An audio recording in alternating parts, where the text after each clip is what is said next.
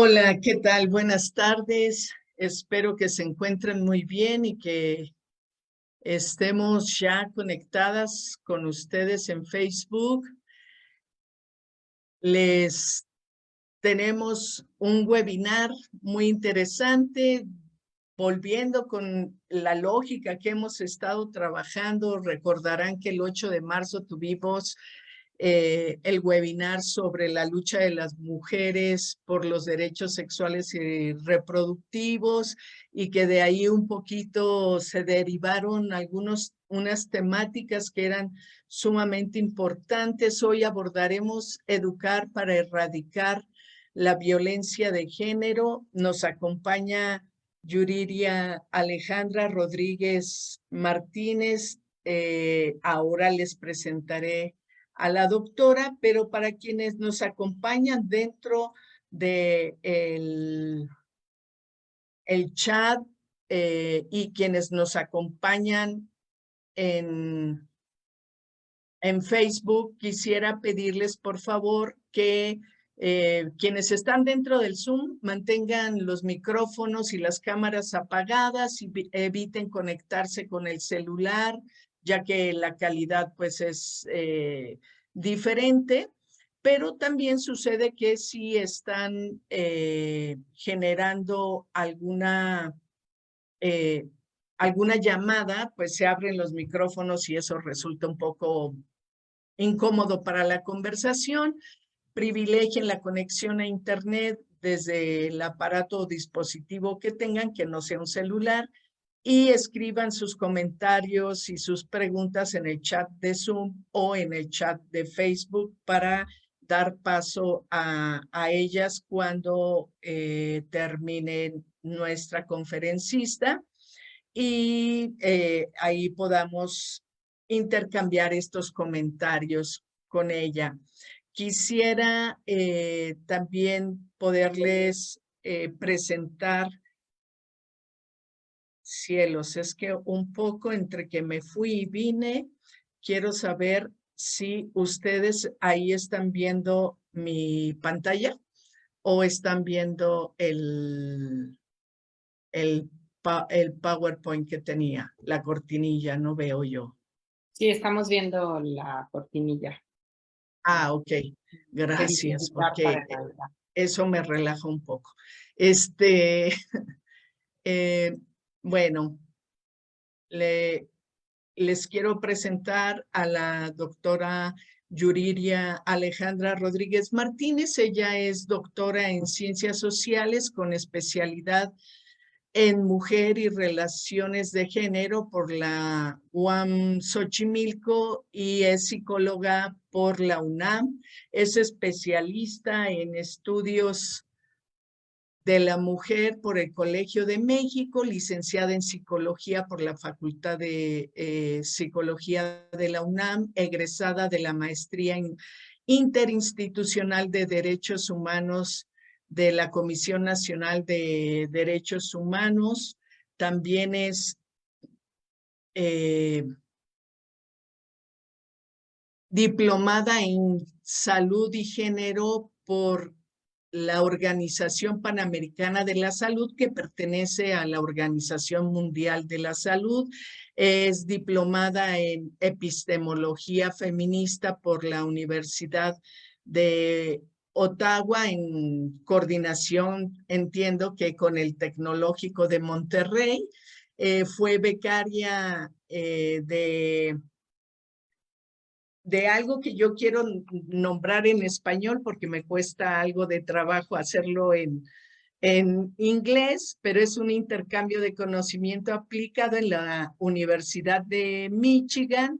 Ella tiene más de 25 años de experiencia profesional con el enfoque interinstitucional e interseccional como especialista en el campo de la perspectiva de género y el enfoque en derechos humanos en salud, la cultura institucional, la prevención y la atención de la violencia de género en salud pública e instituciones educativas. Trabajó 8 años en la Secretaría de Salud Federal como directora de Género y Salud en la creación y desarrollo del Programa de Acción Específico de Igualdad de Género en Salud desde el 2007 al 2015. Ha sido líder y colaboradora en proyectos en instituciones públicas y también de la sociedad civil y en organizaciones internacionales. En algunos de los ejemplos que conocemos de su trayectoria, ella ha colaborado en el INMujeres, en el MEXFAM, en el Fondo de Población de las Naciones Unidas y en el Centro de Derechos Reproductivos de Nueva York, entre otros. Ha sido profesora de licenciatura en educación continua y en posgrado en universidades públicas y privadas como la UAM, la Facultad de Medicina de la UNAM, la Escuela Militar de Graduados en Sanidad de la Sedena, en el Tecnológico de Monterrey. También ha sido conferencista y ponente en congresos, cursos de educación continua y talleres para estudiantes y profesionales. Coordinadora del comité académico en el Congreso Internacional Mujeres y Niñas desde una doble perspectiva, pero ella ha coordinado ese congreso en sus emisiones 1, 2, 3 y cuarta. 4 años o 4, no sé si sea esto anual, pero que ella ha estado coordinando el comité académico de este congreso tan importante en género y derechos humanos en el marco de los objetivos de desarrollo sostenible, que son los que enmarcan la Agenda 2030 actualmente, y de la FES Aragón y otras instancias convocantes de la UNAM. Esta participación ha sido desde el 2017 hasta el 2022.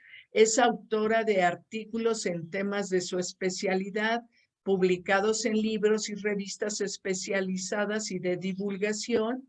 Es integrante del comité editorial de la revista Género y Salud en Cifras, y actualmente es académica responsable del programa de estudios de género en salud del Departamento de Salud Pública de la Facultad de Medicina de la UNAM. Mil gracias por haber aceptado nuestra invitación, mil gracias por estar acá con nosotros y bueno, dejo los micrófonos y el espacio para escucharla. Pues muy buenas tardes, noches ya. Yo les agradezco mucho a María Aurora Mota y a Claudia Rodríguez la invitación para estar aquí con ustedes en esta sesión que, bueno, hoy nos lleva a ver y a platicar un poquito más de una temática que pues realmente es una problemática que tiene muchos retos y muchas situaciones por construir, primero comprender, entender de qué estamos hablando, para poder pensar en qué es lo que hay que hacer. Esta problemática de la violencia de género en el ámbito escolar particularmente, pues conlleva ya situaciones de mucha presencia de denuncias, muchas exigencias y muchos reclamos, y tiene que ver con varias cosas históricamente. En primer lugar, el hecho de que, pues, básicamente en las últimas 4 o 5 décadas llevamos un proceso nacional e internacional de ir documentando qué es lo que ocurre, qué es la violencia de género y cómo ocurre esta violencia particularmente cuando las víctimas y cuando las personas que la han recibido, han sido blanco de este tipo de violencias, pues son mujeres, son niñas en su gran mayoría, ¿no? Si bien existen también formas de violencia hacia los hombres, hacia los niños, hacia los hombres en cualquier edad. De pronto la violencia de género empezó a ser nombrada y a ser categorizada pues en tipos de violencia, en ámbitos donde se ejerce esa violencia de género y demás, precisamente en ese proceso histórico de una serie de denuncias y de necesidades de identificarla y de nombrarla para poder atenderla. Entonces, pareciera que los datos nos muestran que se está incrementando de muchas maneras y sí, aun y cuando pues tampoco teníamos muchos datos antes o no datos tan confiables o tan bien hechos por instituciones nacionales en los diferentes países y por instituciones y organismos internacionales dedicados a mirar con toda rigurosidad el proceso en que se puede documentar esta problemática. Y por tanto, a veces la circunstancia nos lleva a pensar en cuáles son esas posibles soluciones inmediatas que no encontramos, que queremos también encontrar. Lo mismo desde la perspectiva de el estudiantado, especialmente pues las chicas pues en educación secundaria, en bachillerato, en licenciatura, porque han sido parte de esas, bueno, y también de posgrado actualmente, o que estén haciendo posgrados actualmente, es justo estas generaciones de chicas de 15, de 20, de 25, de 30, de 35, en donde ha sido parte, su propia vida ha sido parte de este proceso histórico de ir documentando. Entonces, pues yo estoy aquí para compartir de alguna manera información como muy seria y muy bien documentada en relación a esta problemática y que con base en ella pensemos también cómo necesitamos seguir insistiendo y proponiendo alternativas que permitan justo en el ámbito educativo poder poder desarrollar y poder actuar ante esta problemática y poderla ir transformando, ¿no? Poder avanzar, digamos, en ese proceso de construcción. Ese proceso histórico me lleva a comentarles y compartirles que, pues desde la propia definición de qué es la violencia, tenemos un reconocimiento consensuado que se establece muy claramente en un informe mundial sobre violencia y salud en el ámbito de la Organización Mundial de la Salud, que nos habla de que la violencia, así en general, es ese uso deliberado de la fuerza física y del poder, ya sea en grado de amenaza o efectivo contra uno mismo, contra otra persona o grupo o comunidad, que cause o tenga muchas probabilidades de causar lesiones, muerte, daños psicológicos, trastornos del desarrollo, privaciones, ¿no? Entonces vean cómo comprende tanto el aspecto de la violencia o el relacionamiento donde ocurre esa violencia en el ámbito interpersonal, incluso hacia sí mismo, como el comportamiento suicida, por ejemplo. También estos actos de una gama muy amplia que además del acto físico de infringir una amenaza, decir una amenaza, pero hacer también dichos intimidantes o incluso lesiones y la muerte, también están incluidos daños psíquicos, daños psicológicos, aspectos que tienen que ver con privaciones y deficiencias del desarrollo que también obviamente interfieren en el bienestar de las personas, de las familias, de las comunidades, de los países, ¿no? También. Entonces, desde esa digamos, definición tenemos, imagínense, ese informe es del año 2002 y entonces tenemos estos 20 años, casi ya 21, tratando de entender cómo podemos clasificarla, cómo podemos entender esa violencia y al mismo tiempo cómo podemos definirla como violencia de género, ¿no? ¿Por qué? Bueno, porque justo en esta clasificación previa, donde encontramos diferentes formas de de la propia naturaleza del ejercicio de la violencia, como la física, la sexual, la psicológica, o lo que tiene que ver con privaciones y desatención que afectan el desarrollo, por tanto la salud, el bienestar, pues justo en todo ese contexto donde hay diferentes personas de diferentes edades con diferentes espacios en donde se convive, se desarrolla el individuo, pero también la comunidad,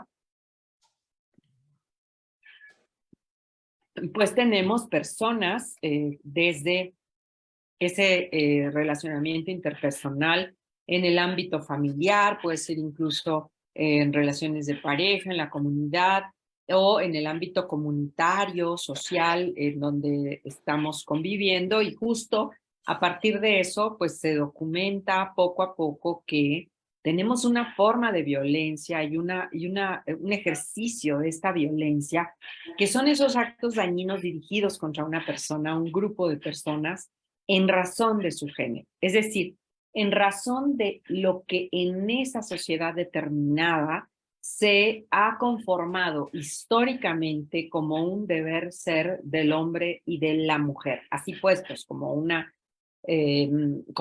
figura que nos lleva una serie de ordenamientos sociales en relación a lo que debe ser una mujer o lo que se espera que sea una mujer, así en abstracto, ¿no? Como si todas las personas y todas mujeres tuviéramos que cumplir esos mandatos y por tanto pues esos estereotipos y roles de género que están reproduciendo esos modelos del ser mujer y lo mismo del ser hombre, ¿no? Entonces, esta violencia tiene su origen precisamente en la desigualdad de género, en el abuso de poder y en la existencia de normas dañinas que colocan en un nivel de superioridad social, digamos, valorado culturalmente como una superioridad social al hombre, ¿no? A todos los mandatos para ese deber ser del hombre, y colocan en un nivel de subordinación a la mujer. Pero dicho en esa forma abstracta, porque sabemos que hombres y mujeres y todas las personas nos comportamos de muchas maneras en función de la historia familiar, de la historia personal, pero también del contexto y los momentos que vamos viviendo de manera contingente en el día a día, ¿no? Y en las elecciones que vamos haciendo a partir de toda esa historia y toda esa configuración de nuestra personalidad, de nuestra orientación sexual, de nuestras elecciones, incluso en el momento en que vamos viviendo en la vida cotidiana, tal cual. Y sin embargo, esos modelos de género están siempre alrededor, marcando ese deber ser, y justo la violencia de género, o precisamente la violencia de género, se ejerce en función de ese deber ser, ¿no?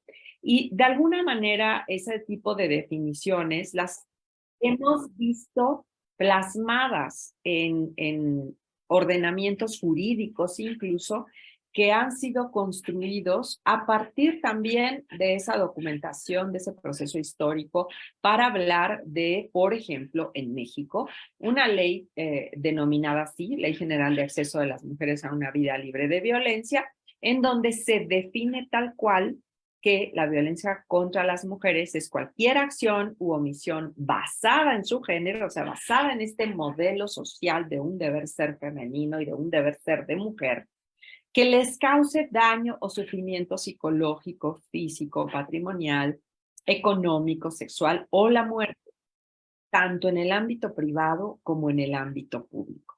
Y yo quiero hacer mucho énfasis en términos de que si bien México tiene varias leyes de vanguardia, sabemos perfectamente que en los hechos y en la aplicación de ese marco legal todavía nos falta un buen trecho por andar para cumplir a cabalidad estos marcos legales. Sin embargo, justamente por eso han sido hechos, considerando y teniendo en cuenta que este tipo de violencias de género están cada vez, decía yo al inicio, más documentadas, cada vez más mostradas en términos de quiénes son la mayoría de las personas que la han vivido, que la han podido denunciar o al menos que han podido declararla en algún contexto familiar, institucional, educativo, laboral, al menos hablar de que eso ha sucedido, ¿no?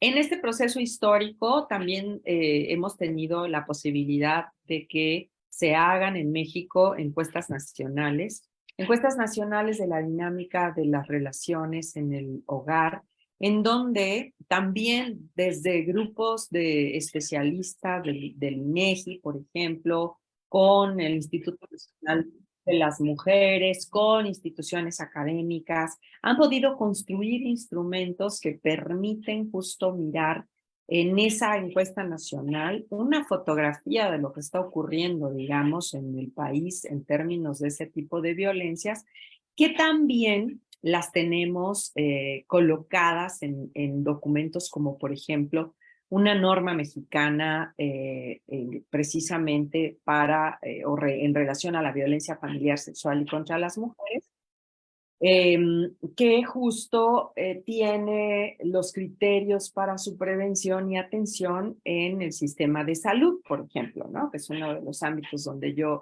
más he trabajado. Y por eso la quise mencionar, porque de alguna manera es un ejemplo de cómo ha ido avanzando en la definición de documentos normativos y de documentos de cumplimiento obligatorio, que es una de las vías para poder, en primer lugar, hablar de que eso existe, de que la tenemos que seguir identificando, nombrando y atendiendo, ¿no? A la violencia de género.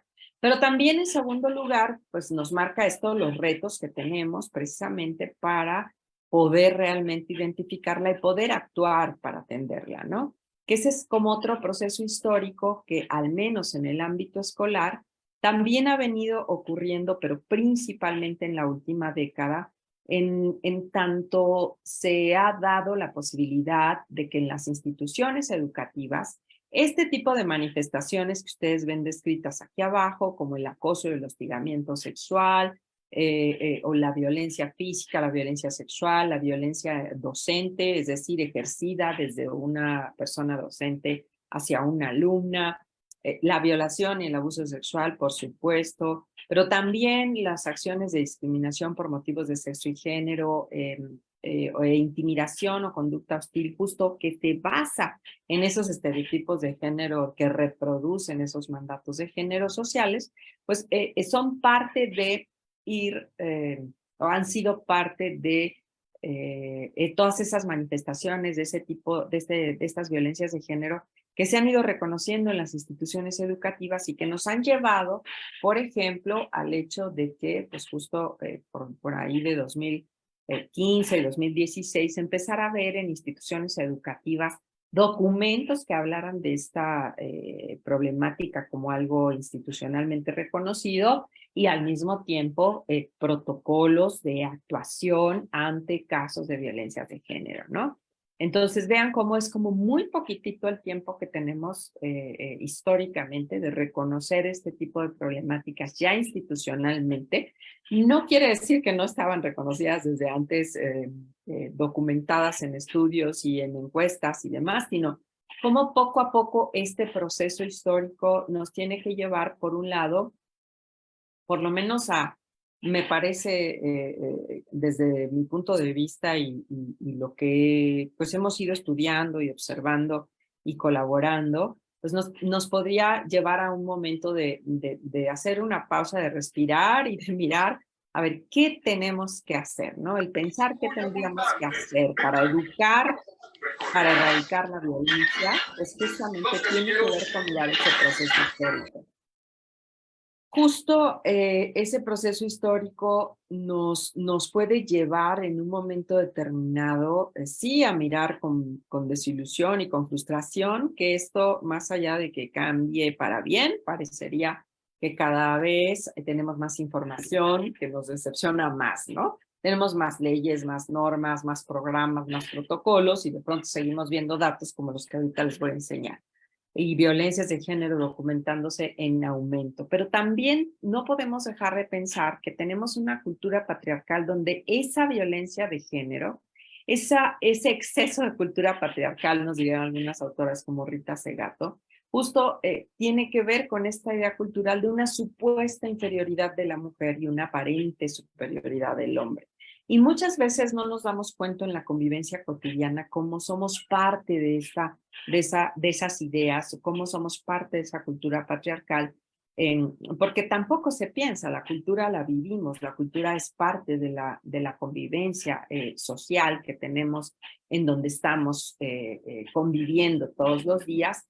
Y en ese sentido, la necesidad de educar para erradicar la violencia de género también tiene que ver con identificar esto, con identificar que en algún momento determinado podemos ser parte reproductora, digamos, de esa cultura patriarcal, con esa idea que no vemos, que podemos pensar que no la asumimos o que para mí no es, yo no la acepto, yo nunca he pensado eso, pero justo la cultura es así digamos, de presente y de viviente en las relaciones personales, en las relaciones laborales, en las relaciones comunitarias que tenemos, ¿no? Entonces, en ese sentido, es una, digamos, una condición importante a considerar que complejiza las soluciones y que complica, por supuesto, pues el reclamo y la denuncia y la exigencia radical y actual cada vez más presente de las mujeres, las adolescentes y las niñas, de que haya un alto, ¿no? De que haya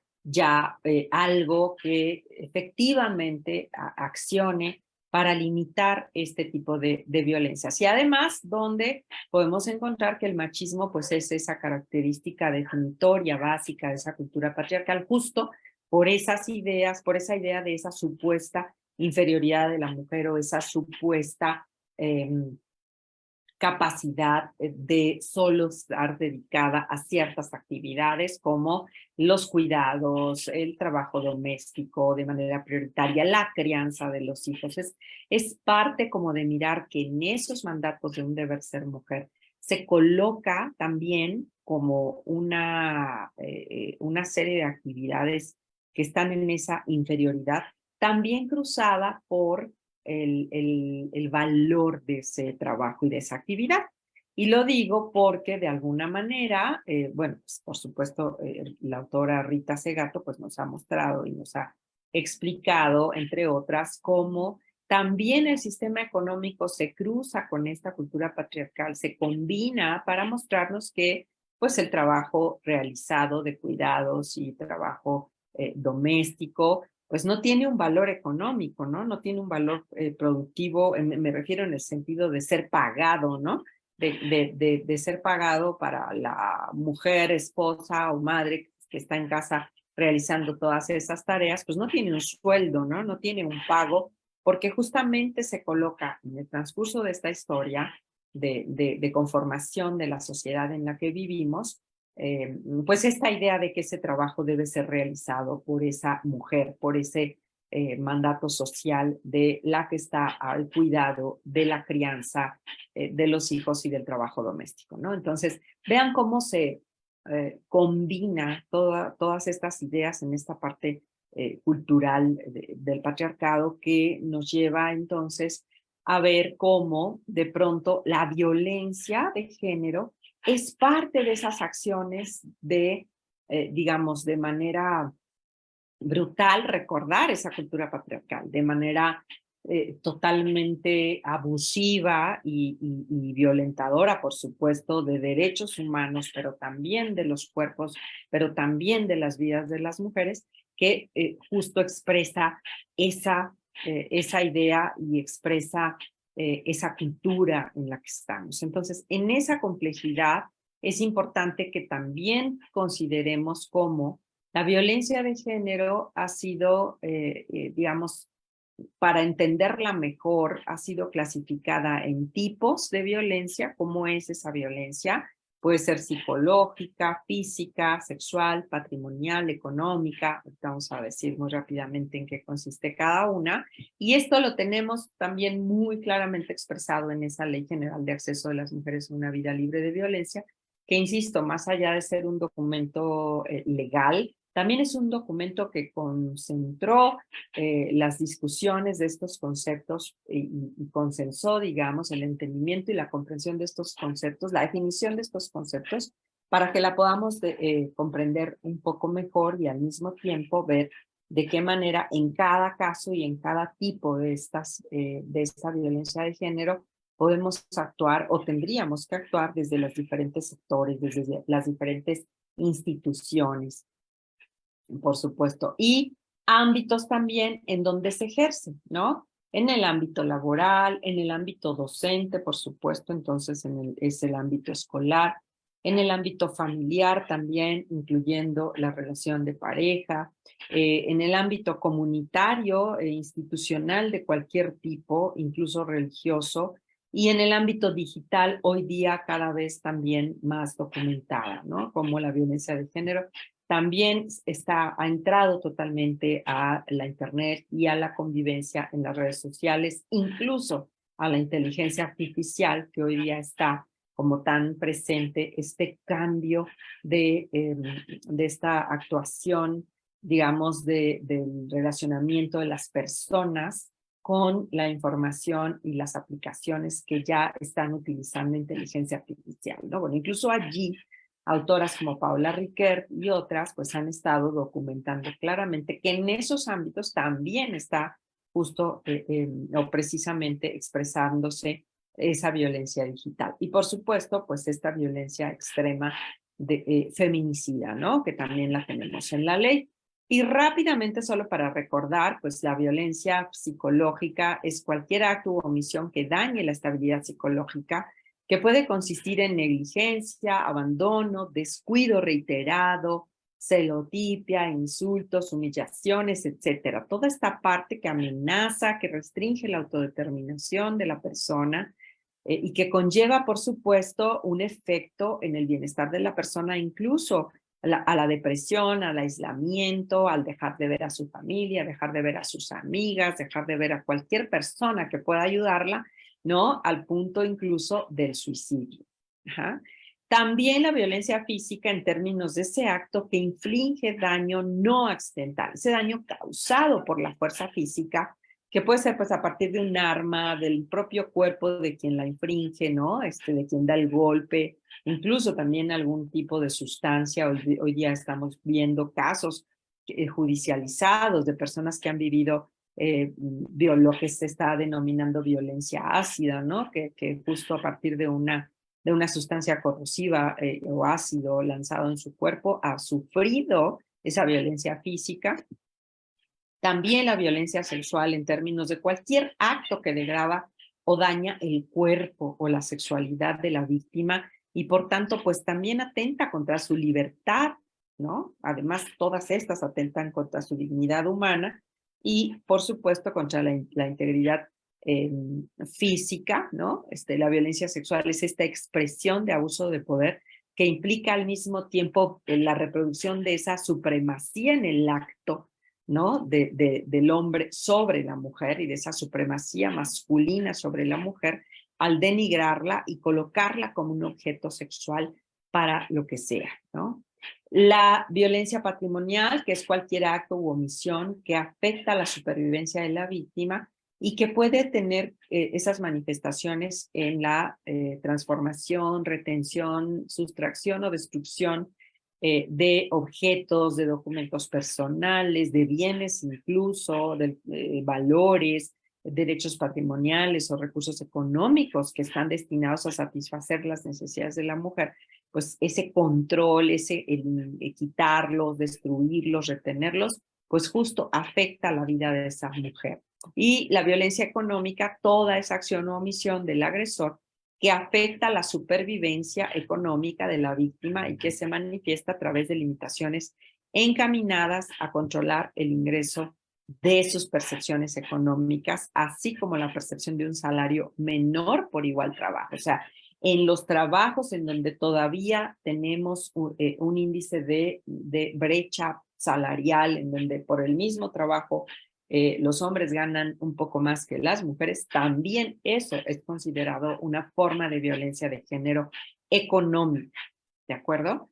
Y vean, todas esas definiciones de violencia nos llevan también a la necesidad de documentar qué está pasando en un país como México. Entonces, yo les voy a mostrar algunas cifras. Por cuestiones del tiempo, me voy a detener solo en algunas para mostrarles de lo que nos ha mostrado el INEGI con esa encuesta nacional de la dinámica de las relaciones en el hogar, que justo pues, se realizó en 2016 y se actualizó, se volvió a aplicar la encuesta a nivel nacional en una muestra estadísticamente significativa de mujeres en el país de 15 años y más, mostrando ahora en 2021, respondida en 2021, cómo se expresa, cómo se manifiesta esa prevalencia de la violencia contra las mujeres de 15 años y más, ¿no?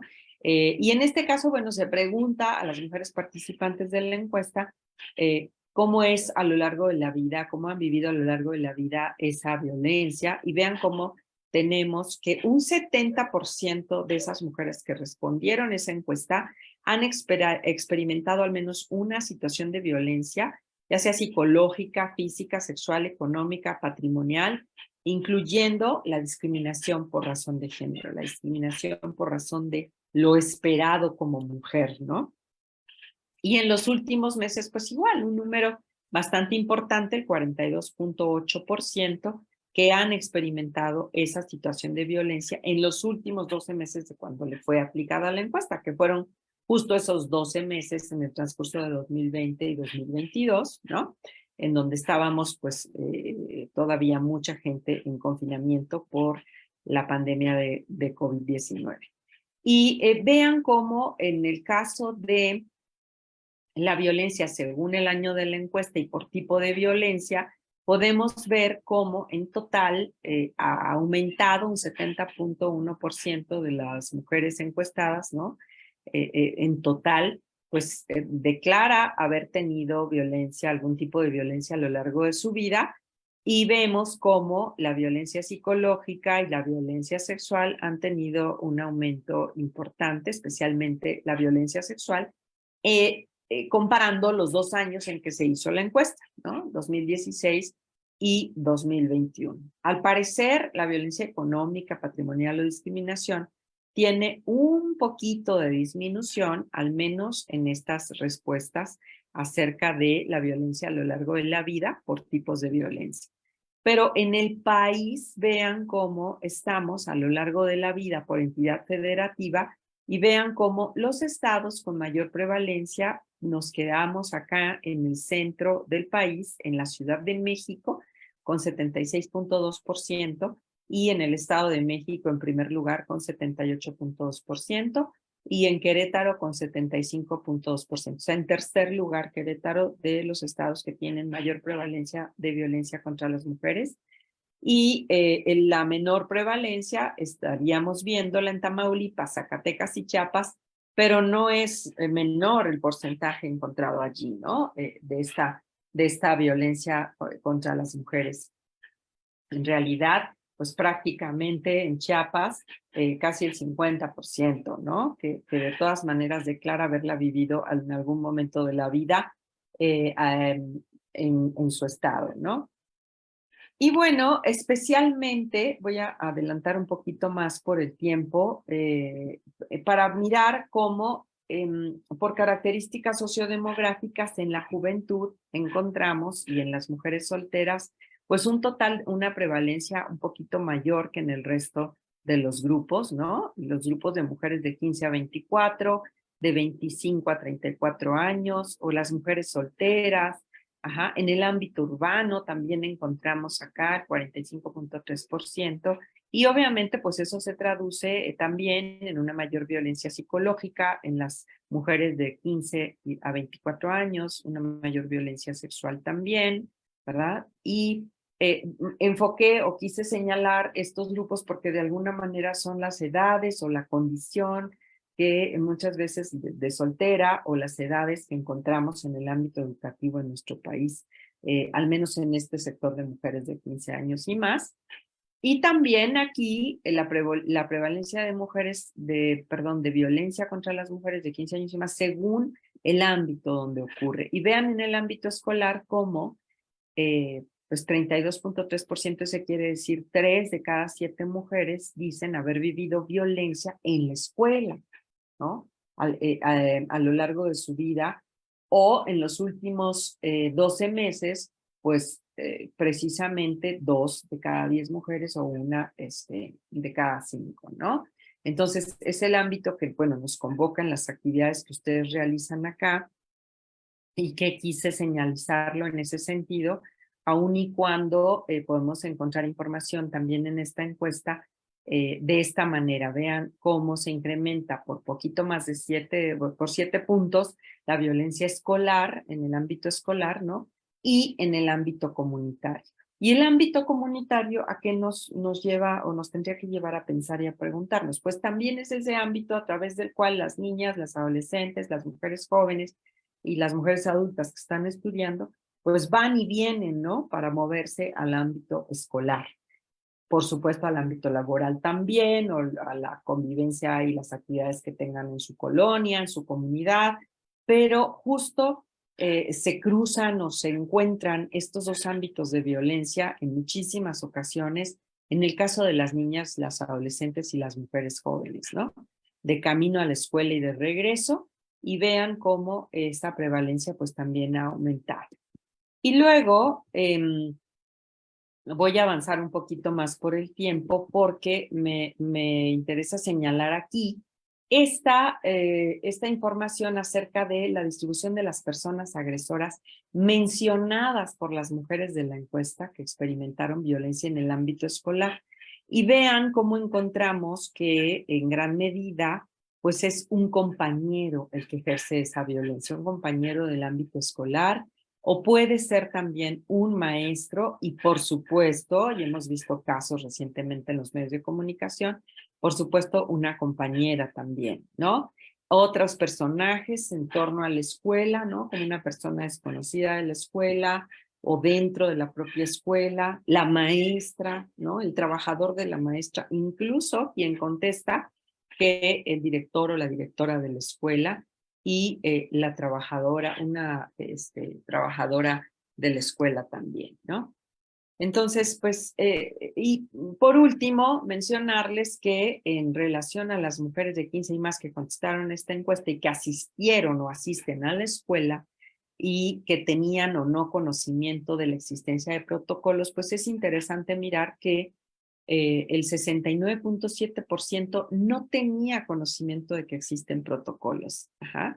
Eso es muy importante también considerarlo porque justo estamos en la construcción de esos protocolos o la mejora de muchos de esos protocolos, ¿no? En 2016 se publica como institucionalmente un protocolo, por ejemplo, en el caso de la Universidad Veracruzana o en el caso de la Universidad Nacional Autónoma de México, y sin embargo, pues se fueron mejorando, enriqueciendo a partir de las experiencias también de las mujeres estudiantes y docentes que lo han utilizado, y estudiantes hombres también, y tenemos hoy día protocolos que existen, pero el tema es cuánto de la población estudiantil conoce que eso existe, ¿no? Y estoy hablando de personas de nivel bachillerato y personas de nivel de licenciatura, ¿no? O no saben si hay o no hay protocolos, prefieren contestar 11%, 11.6%. Sumando esto, con esto hace un 81, casi 0.3%, ¿no? Que de personas del 100% de una escuela, ubiquemos, por ejemplo, pues el 80% o no sabe o no conoce que existe un protocolo, ¿no? Entonces, a partir de toda esta información, un poco pensar para ir cerrando esta plática, ¿qué hacer, no? ¿Qué tendríamos que hacer? Además, pensando en el papel que tenemos como parte de una comunidad estudiantil, en educación básica, en educación media superior o en educación superior, ¿no? Por un lado, tendríamos que pensar si existen ya estas clasificaciones hechas muy elaboradas por especialistas que se han dedicado por muchos años, incluso décadas, e instituciones a documentar y a clasificar los tipos de violencia, pues habría que informar sobre esto. En muchas ocasiones, platicando con estudiantes de las diferentes escuelas donde he tenido oportunidad de dar clases a nivel licenciatura, fundamentalmente, y posgrado, de pronto el tema es, pues no sabemos lo que es, no sabemos identificar qué es esa violencia psicológica, o cómo es que yo puedo darme cuenta cuando estoy ejerciendo una violencia psicológica, si jamás la he nombrado de esa manera, ¿no? En el caso de los hombres. Bueno, incluso también en el caso de algunas mujeres que llegan a ejercer esa violencia de género, que es parte de esta cultura patriarcal y que no es exclusiva de que la ejerza un hombre, pero que sí se está documentando, como vieron ya un ejemplo en la encuesta, pues que principalmente los agresores son hombres. Sin embargo, hombres y mujeres tendríamos que conocer, informarnos y sensibilizarnos acerca de esos tipos de violencia y de esas prácticas culturales inaceptables que pueden ser desde un pequeño chiste, desde estos chistes misóginos, sexistas, que degradan la figura y la imagen o las prácticas o las actividades de mujeres, también son formas de esas discriminaciones que son parte de ese contexto de violencia de género, ¿no? Claro, de ahí pues hasta la peor violencia, como la violación de una alumna en una escuela, como el asesinato de una alumna en la escuela o en su propia calle, en la comunidad, a partir de algún otro estudiante, ¿no? O de algún personaje del entorno escolar o del entorno comunitario, ¿no? ¿Y dónde hacer estas acciones? Pues en espacios escolares, por supuesto, aun y cuando de pronto también la conversación entre docentes es, pues, ¿a qué horas, no? Si tenemos un programa que cumplir, tenemos una serie de materias y en las materias una serie de temas, ¿no? Toda esta parte académica, formativa, obviamente de las escuelas, pero tendríamos que mirar que las actividades culturales y las actividades, digamos, escolares en general, con fechas conmemorativas, podrían tener cabida o podría darle cabida a esas acciones que pretenden informar y educar en torno a estas temáticas, ¿no? ¿Y quién o quiénes están implicados?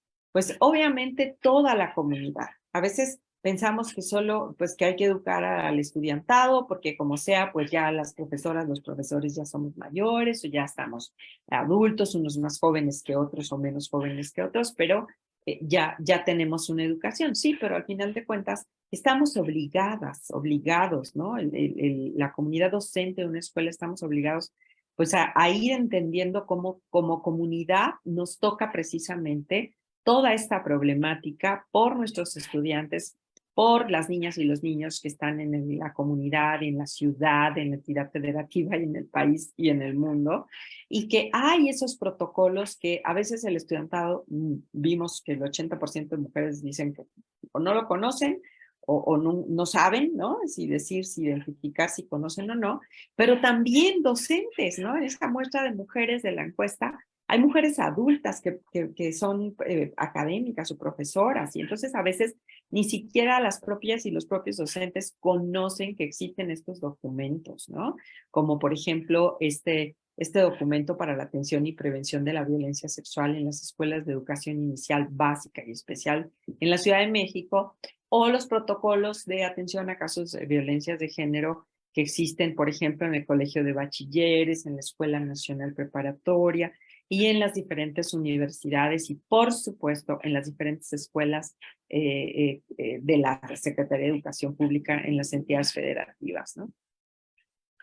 ¿Cuándo habría que hacerlo? Bueno, insistimos, yo tengo el gusto de conocer a María Aurora Mota desde hace muchos años, que nos conocimos coincidiendo en un trabajo en la Red Democracia y Sexualidad, y justo en aquel momento, por allá del año 98 y 99, se hizo una incorporación de temas de educación sexual en los libros de texto, y eso lo retomo con mucho gusto, lo recuerdo, pero al mismo tiempo para decir, allí en esos textos que en algunos espacios, en algunas familias es casi el único texto que llega, pues ha sido un elemento fundamental de transmitir ahí educación, información, contenidos, pero también en los diferentes grados, no esperarnos a que llegue el libro de formación cívica y ética de quinto y sexto día, ¿no? O de secundaria, sino también en las diferentes actividades que desde la infancia se pueden ir haciendo y por supuesto también con quienes están implicados en hacer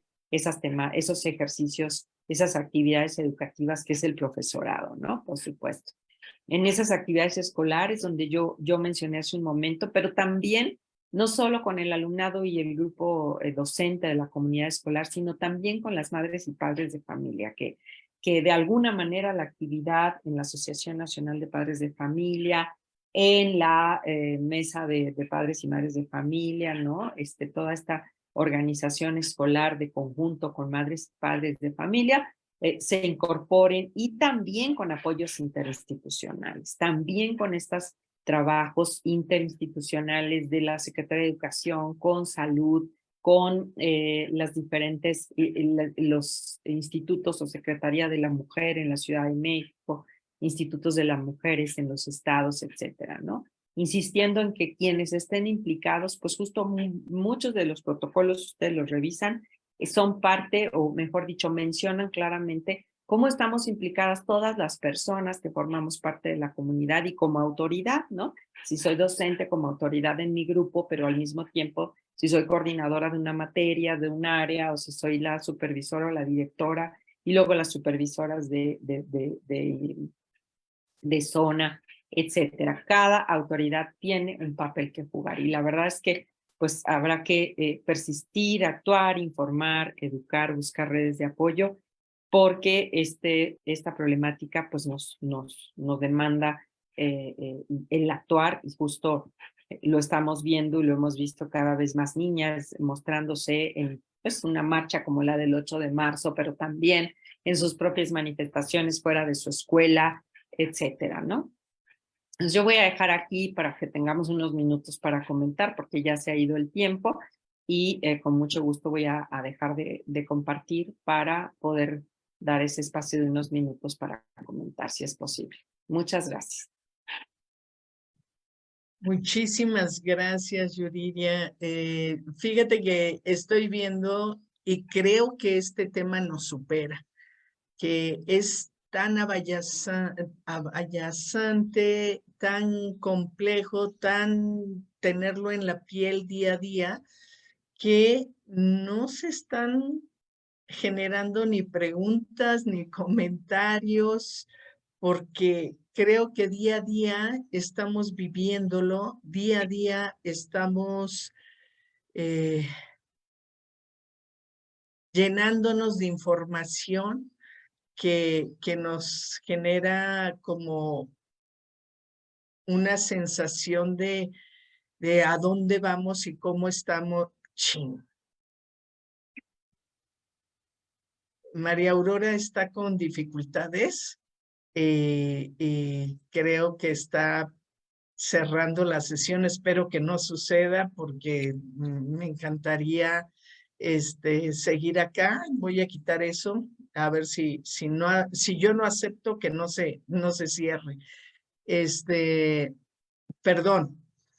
Tenemos aquí algunas participantes dentro de Zoom. Me gustaría saber si quieren escribir alguna pregunta, alguna duda. Mientras tanto, si se animan por acá y en el chat no se han animado, solo mandan saludos, agradecen el trabajo y el compartir, pero a mí me surgen muchísimas situaciones. Esto que dijiste que está presente y viviente, es día a día, lo tenemos las mujeres en la piel, en la experiencia vivida, en las circunstancias que nos atraviesan. Y las mujeres, algunas de nosotras, hemos buscado estrategias para ir haciendo que sean menores estas condiciones y estas circunstancias, pero en lo individual cuesta mucho trabajo. En lo colectivo empezamos desde hace mucho rato a organizarnos y construir colectivos que nos apoyen a afrontar las desigualdades, las violencias y las condiciones que tenemos.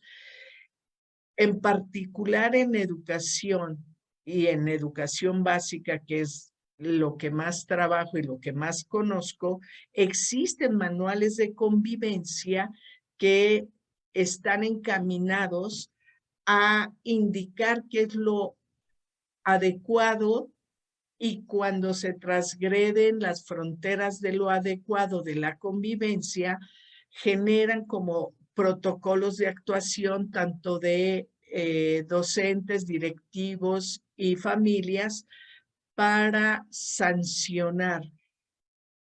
Hay también algunos programas de acción, de interacción, de educación para la paz, la educación para los derechos humanos.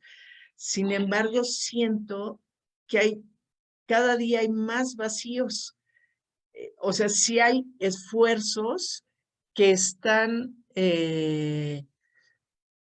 poniéndose en marcha en leyes, en documentos, en toda esta cuestión académica que nos ilustra, pero en el accionar día con día nos está rebasando. ¿Qué opinión tienes al respecto? Sí, definitivamente coincido contigo en esta, digamos, abrumadora realidad que definitivamente conlleva, digamos, nuevos retos en términos de mirar que no ha sido, que no es suficiente con tener esa documentación, sino que también habría que tal vez ver como con lupa y con detalle el análisis de los casos y las situaciones para mirar qué es lo que sí se puede mejorar todavía, ¿no? Vemos en algunos casos situaciones de violencia de género en el ámbito escolar, por ejemplo, que puedan estar o que han ocurrido, en donde algo a lo mejor alguna parte de los personajes implicados que tienen cierta autoridad hubieran podido hacer algo y no lo hicieron, por diferentes razones, ¿no? No se trata como del dedo flamígero de señalar a alguien en específico, sino como de mirar cómo la cultura precisamente está todos los días, y justo allí es donde tendríamos que modificar haciendo algo más. A veces el estudiantado, insisto, como en la parte donde yo he estado trabajando en los últimos 10 años, de estudiantes de licenciatura y posgrado, de pronto el tema es ¿por qué nada más nosotros, no? ¿Por qué la autoridad de la escuela no? ¿Por qué el profesorado no?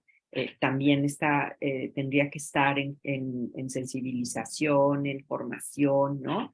Y sí, o sea, de pronto estos protocolos y manuales para la convivencia y demás conllevan, digamos, que cada parte tiene una actuación por lo menos ahí especificado de alguna manera, y a veces ni siquiera eso lo conoce, ¿no? Como profesora, a veces ni siquiera conozco ese detalle que a mí me tocaría a actuar a la hora de estar en el aula con mis estudiantes viendo una situación de un tipo de agresión o de chiste o de discriminación a manera de chiste de violencia de género, ¿no? Por ejemplo. Entonces, desde esos elementos que puntualmente habría que mirar en cada caso. Y por otro lado, pues también mirar que institucionalmente las instituciones del Estado tendrían también que tener una actuación obligada por el respeto de los derechos humanos de las niñas y las mujeres, ¿no? Y entonces no quedarse solo en el discurso y en el documento del manual, la norma, la ley, sino también en la actuación de las instituciones, ¿no? Allí es donde también hay una parte importante que tenemos que visibilizar que no se está haciendo y exigir que se haga, ¿no? Muchas gracias. Sí, justo en este año, a finales del 2022, surgió un marco curricular de la nueva escuela mexicana, donde están planteando algunas incorporaciones de cosas muy, muy puntuales y muy importantes, como es la igualdad de género, la perspectiva de género en la educación y generar condiciones para mejorar la igualdad y desarticular o deconstruir los estereotipos de género en la educación básica. Y nosotras, desde Educareis, vemos como una gran oportunidad que eso esté escrito. Ahora hay que formar a los docentes, a las docentes, para que eso suceda en las aulas, para que eso esté permeando el día a día desde la educación inicial hasta bachillerato, que es el umbral que nosotros tenemos para trabajar, la propuesta que tenemos de trabajo, el generar comunidades de aprendizaje donde estas cosas sean fundamentales, porque si hablamos de educación integral en sexualidad, estamos añadiendo pues las formas de interacción, estamos añadiendo el ser inclusivas, no discriminatorias, todas estas cuestiones, y creemos que hay una gran oportunidad para transformar, pero que no se quede solo en el discurso político o en la buena voluntad de políticas públicas. Así es, hace falta esa actuación incluso reflejada en el otorgar presupuesto que también sirva para eso, ¿no? De pronto vemos pues también presupuestos reducidos en términos de temas de igualdad de género en el ámbito de la salud, en el ámbito de la educación, en el ámbito, ¿no? Y decimos, bueno, pues ahí también hay un asunto que hay que seguir digamos, dándole seguimiento y exigiendo, porque si bien en muchos casos y en muchas situaciones en las que he tenido la posibilidad de participar, de pronto vemos que en gran parte la voluntad política hace mucho de lo que se necesita junto con poco presupuesto, pero estar sin cero, sin nada de presupuesto es ya una cosa imposible, ¿no? Puede haber mucha voluntad política, pero si no hay presupuesto y acciones claras para ese presupuesto e indicadores para monitorearlo, entonces se complica mucho más. Yo creo que en ese sentido sí tenemos el gran reto de seguir pues demandando que eso suceda, de seguir actuando, y algo muy importante que ha funcionado justo en todos estos años que empecé hablando de como de proceso histórico ha sido las redes en las cuales podemos apoyarnos como docentes, como madres y padres de familia, como alumnas, las alumnas en cada caso, ¿no? Estas redes que sí pueden funcionar para poner a lo mejor un alto, pero también como para poner en aviso, en alerta lo que está sucediendo. Lamentablemente los vemos los casos en los medios de comunicación, ya cuando la escuela no puede más, entonces ya cerraron la calle y están padres y madres de varios casos denunciando violencia en esa escuela. Es muy lamentable porque para que llegaran a eso tuvo que haber mucho tiempo de no escuchar lo que estaba pasando con esas niñas o con esas adolescentes o con esas madres pidiendo apoyo, y justo ahí el análisis tendría que ir para atrás, cómo, en qué momento podemos actuar antes de que suceda eso, justo para parar la violencia, no para que no suceda al parar la calle de la escuela, sino para parar esa violencia de género que está atentando en contra de la seguridad de nuestras estudiantes, ¿no? O de la comunidad estudiantil o docente, no sé, dependiendo de cada caso, ¿no? Sí, pues te agradezco muchísimo tus aportaciones, el trabajo que nos presentaste, pues nos da un panorama muy completo desde lo histórico hasta lo actual, y cómo se hacen esfuerzos, pero no son suficientes. Nosotras confiamos en que la educación es la que tiene que ser transformadora, pero también es un reto el que esa educación que logre transformar se extienda por todos lados en este gran país que tenemos muchos Méxicos y muchas condiciones diversas, ¿no? De existir.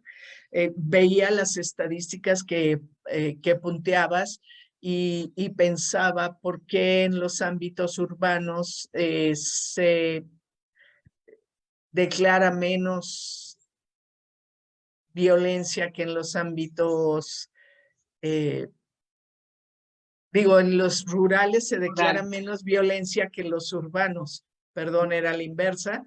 Ujú. Y justo pensaba tal vez porque en los ámbitos rurales hay usos y costumbres y formas de asumir los roles que son diversos y entonces se genera menos controversia, menos resistencia y entonces pareciera que el patriarcado fluye sin oposición. No sé, imaginaba cosas así, no sé si tú tengas alguna hipótesis de ello. Sí, bueno, de alguna manera también se ha documentado y justo la falta de trabajos con acciones, con programas de política pública en comunidades rurales, en comunidades de pueblos indígenas en relación a estas problemáticas, porque pareciera que la perspectiva que se vive desde lo urbano no necesariamente es la como se está simbolizando y significando en esos espacios. Y si bien no quiere decir que las mujeres estén en esos contextos comunitarios rurales o indígenas que estén o estén para nada aceptando y a gusto con las situaciones de violencia de género. Lo cierto es que tampoco, digamos, no tan solo basta con ir y hacer como las prácticas de la plática y la sensibilización que se hace en lo urbano, porque el sentido de la convivencia comunitaria es distinta, ¿no? Entonces recuerdo por ahí, bueno, el caso de algunas compañeras líderes indígenas como la propia Efrosina Cruz de Oaxaca diciendo, yo no quería que me casaran mis padres, yo por eso me tuve que ir de mi pueblo, ¿no? Y bueno, con todo y el proceso que vivió de violencia de género y que ha vivido en la política, pues tiene que ver con todo ese proceso de ella resistir y buscar alternativas que no implican necesariamente cambiar toda su cosmovisión de su trabajo desde su convivencia cotidiana en la comunidad indígena, pero sí tuvo que moverse y sí optó por buscar otras alternativas educativas y de apoyos también institucionales. Y en esa parte, pues sí nos tenemos como un reto ahí pendiente, porque lo cierto es que sí, entre los usos y costumbres y al mismo tiempo esta paradoja que nos implica el derecho humano a la vida, a la libertad, a la autodeterminación y el derecho humano colectivo de una comunidad indígena, pues nos conlleva el reto a discutir y decir, ok, ¿en dónde esos usos y costumbres estarían afectando la vida de una niña que es entregada para matrimonio a los 12 años? ¿O en dónde estaría afectándola al punto de que pues ya deja de ir a la escuela a los 10 años porque no hay recursos para que vaya también? Etcétera, ¿no? Y al mismo tiempo, pues reconocer que hay varias experiencias en red de jóvenes indígenas, por ejemplo, en red de mujeres afrodescendientes y jóvenes afrodescendientes que han ido poco a poco construyendo esos puentes. Por eso digo que el tema de la articulación de las redes y de las colectivas de apoyo han funcionado justo para ir buscando de otra manera y no tan solo lo que llega por las redes sociales o medios de comunicación, sino la posibilidad de construir desde su propia cosmovisión y desde su propio entendimiento del mundo, de qué manera, qué es hasta dónde ya no quieren o no quieren aceptar, ¿no? El vivir estos tipos de violencias de género, ¿no? Pues muchas gracias. En este momento toca hacer algunos anuncios parroquiales y después despedirnos. Claro. Nada más déjame compartir un poquito por acá. Eh, para quienes nos están viendo en Zoom y Facebook, si es su primera vez que nos ven, les comparto que Educaréis es un esfuerzo, un programa de educación integral en sexualidad dirigido especialmente a docentes, aunque sabemos que en este esfuerzo se han sumado estudiantes y familias y nos acompañan con mucha frecuencia. Estamos en diferentes redes sociales, estamos también intentando llegar cada día a más personas. Tenemos un canal de Telegram donde todos los días publicamos una cápsula que les permite tener información o actividades de clase que se transversalizan con diferentes contenidos académicos, abordando los temas de educación integral en sexualidad. Estamos en Facebook, Instagram, YouTube. Estas charlas y otras más que realizamos las colocamos en YouTube. Ahí pueden mirar todo el repertorio que ya tenemos. Y WhatsApp, Gmail, TikTok, y tenemos nuestro sitio Educaréis, donde ampliamos esas cápsulas que compartimos con ustedes por Telegram. Esperamos que este esfuerzo llegue cada vez a más personas que puedan compartirlo, y agradecemos siempre a nuestras colaboradoras, colaboradores que se suman a estas charlas, porque de esa manera construimos espacios de comunicación, de información. La próxima semana, María Aurora Mota nos va a platicar qué quieren saber los estudiantes, las estudiantes de secundaria sobre sexualidad. Va a hablar sobre su experiencia en un curso de educación integral en sexualidad en Monterrey. Y bueno, pues ya estará aquí contándonos cómo estará. Pues nuevamente agradecerte mucho. Espero que haya sido grato estar compartiendo en este espacio, y muchas gracias. Sí, por supuesto. Muchísimas gracias a ustedes por la invitación y con mucho gusto seguiremos en contacto. Muchas gracias.